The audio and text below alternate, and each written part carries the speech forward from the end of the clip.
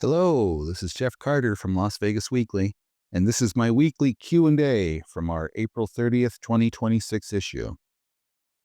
Hanging with Johnny 99. John Arakaki hopes you'll make St. Felix completely your own. Almost forgot to interview John Arakaki. Talk to him and you'll understand why.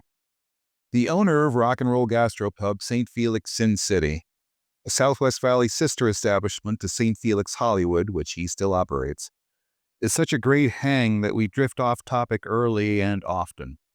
We talk about the Rock and Roll Hall of Fame. The erstwhile Clevelander attended the 2022 induction ceremony, taking selfies with Lionel Richie and The Edge.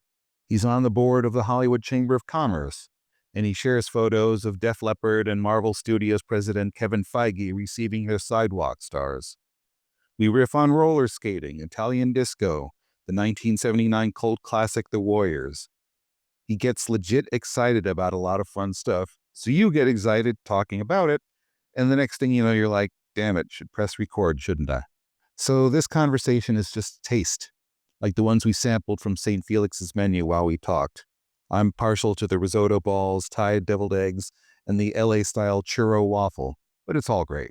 It scarcely covers his time in LA nightlife, his stints touring with bands, his abiding love of film, or even his nickname, Johnny 99. It's from a Springsteen song one of his punk bands used to cover.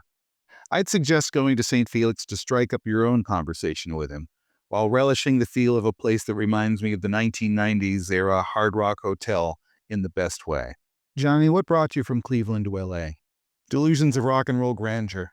I was passionate about music. I wanted to be in bands. LA was home to so many of the bands I was influenced by from watching too much MTV. I heard stories about Tie Me Down and Ricky Rockman at 1980s rock club The Cat House, watched too many LA Guns videos, saw the emergence of Guns N' Roses and Rat. It was the largest big city that you could afford. A lot of people from New York, where a lot of my film and music influences came from, were moving to LA, and I got to meet a lot of great artists and good friends. One of my best friends is Polly Perrette, who became a famous actress on NCIS. But when I met her, she was in a punk glam band, Lowball. We used to go to Club Makeup and Club Cherry, where it was like this neo-glam movement where the cool street rockers would hang out with all the hot model girls and actresses, and the LGBTQIA community was there. I never wanted to go to sleep because I felt like I was missing something. It was a special time of positive energy. John, how did you jump from playing in bands to running bars and restaurants? I got recruited by this new energy drink called Monster, which at the time was like the 18th most popular energy drink in the city. I'm like, I'll be at this company for 6 months. 5 years later, I'd helped to build the brand. Vegas was my market as well as Los Angeles. And once I realized there was a ceiling to where I could go, I wanted to do my own thing and become an entrepreneur. I never understood why you had to have a restaurant with just okay drinks or a great bar with just okay food. Let's have it all. That's my musician experience talking, because I'm always like, let's fix it, do it again, make it great. I try to do that when we create our food and drinks. They're crafty with great ingredients and great technique, but still accessible. I work with people to make it the best quality we can. There's an authenticity in that process. I think that's why we're still around, surviving the pandemic, surviving the LA fires, coming to Vegas. John, why Vegas for a second St. Felix? Its civic-mindedness is inspiring. When my band played here, we'd be at the Double Down Saloon at 1 in the morning. When I came to work out here with Monster, I was already in with the locals. I have friends who have lived here for a long time, so when I went out, I'd go where the locals go. But I will say the Strip has great things. The day club scene is amazing. You get a Steve Aoki or one of those great DJs, and it's like an arena rock concert during the day. Johnny, where's St. Felix's spot in that Vegas nightlife mix? We're not truly defined.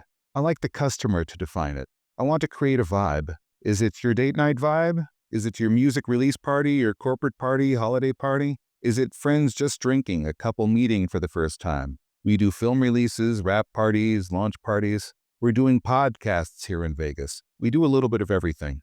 What do you hope St. Felix could be, John? One of my friends here in Vegas is an influencer. He gave me a huge compliment. This could be the herbs and rye of this area, where you can have a quality meal, a quality cocktail, late night in a fun, hip environment. I would like to do that. I want to be that space where we bring a lot of cool, unique people together, and you never know what you're going to get. St. Felix at 8730 West Sunset Road, number 130, is open Wednesday to Thursday, 5 p.m. to midnight. Find more information at sincity.stfelix.net. Find this story and others online at lasvegasweekly.com.